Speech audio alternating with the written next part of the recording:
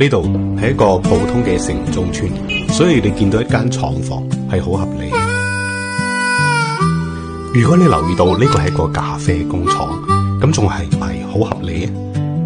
因為呢度係中山，喺呢個 moment， 你行入呢間咖啡精品店，你好有可能等到一位世界杯七比賽嘅總冠軍幫你沖咖啡，佢係麥世忠。你哋應該擺唔晒啊？其實擺唔晒，好多都冇擺上嚟。飲咖啡之前，你知唔知自己啲感官好好啊？其實我唔覺得我感官特別好，有天分，但係唔會話好勁嘅天分。都係嗰句，其實我哋係靠量積累嘅。一個月飲幾？一日飲70-80杯都要，即係我會願意花大價錢去飲咖啡。一個月飲咖啡使幾多錢啊？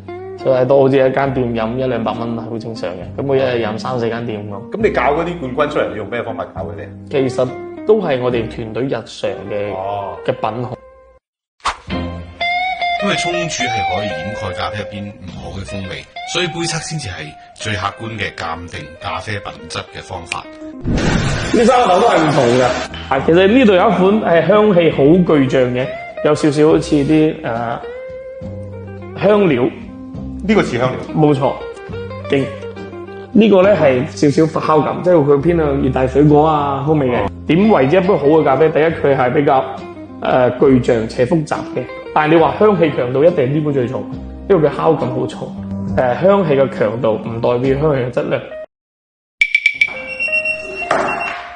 收香我哋都可以問啦。從乾收香判斷，我哋可能覺得呢個好分數高。我哋如果評價一個咖啡，有幾多個維度記住嘅味道？香氣、body、餘韻、酸、甜，各種。酸係本來咖啡嘅風味，因為咖啡佢都係酸嘅，深烘焙會苦少少，淺烘焙就酸少少。有啲藍山其實佢都係需要深烘焙，曼德利都係深烘焙，一定係苦嘅。即係我哋講品咖啡又好，品茶又好，係要喺腦海形成一個畫面。我有咩去咗個熱帶嘅樹林旁邊？依家冇用，因為依家已經記憶都比較深刻。咁你而家就元素周期表咯喎？其實差唔多啊，真係之前啱入行就好似你啱先講咁嘅，有幅畫。嗱，坐喺呢度咧飲咖啡有少少喺 4S 店嘅感覺。呢啲豆喺入邊。右邊呢一粒烘完豆之後，我哋會過呢部機去掉唔好嘅風味，然之後就可以入內包間打包啦。呢個設計會唔會係喺其他嘅咖啡店係少見一啲啲㗎？中山比較少，即係浪費咁多面積嚟做一個品鑑，即係坐喺度飲咖啡嘅，因為確實係需要1對1咁服務都比較好先。而家見唔到啲蛋糕擺喺隔離啊！冇呢啲啊！咖啡門店我哋中山好多，但係精品咖啡確實係比較少嘅中山。外探店我都想飲啲我哋接觸唔到嘅豆。其實我一直喺度推廣嘅文化就係中國咖啡。雲南豆其實好進步得好快，但係都有好多農民試過種咖啡唔揾錢。今次交咗160幾隻豆，得10隻豆係拍到賣嘅，最後唔種，都係想做芒果。呢個就係精品咖啡。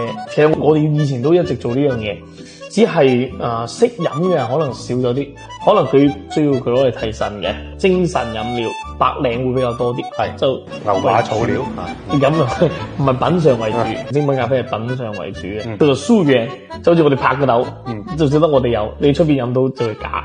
呢種肯定係低調啲啊，小眾啲嘅。其實你係出於理想啊，定係出於對佢前景嘅信心啊？其實係前景嘅信心。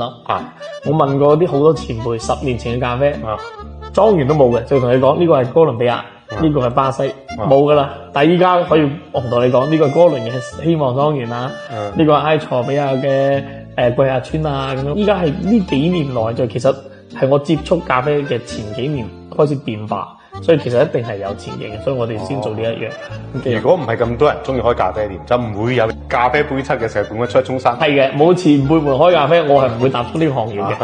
但係入咗行發覺咖啡其實都係比較難做。啲前輩會繼續支持你。前輩。